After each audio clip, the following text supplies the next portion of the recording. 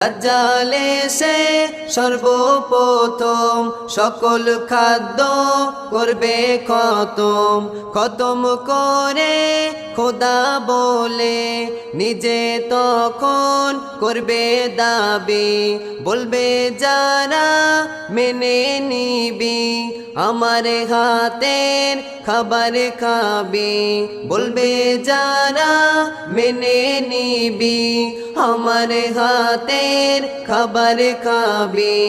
দুর্বল ইমানদার বাঁচার লোভে, দুর্বল ইমানদার বাঁচার লোভে খোদা বলে কাফের হবে। দাজ্জাল এবার দাখিল হবে, ইমানদারের ইমান নেবে। ইবলিস শয়তান সর্বক্ষণে তার কাজেতে সাপোর্ট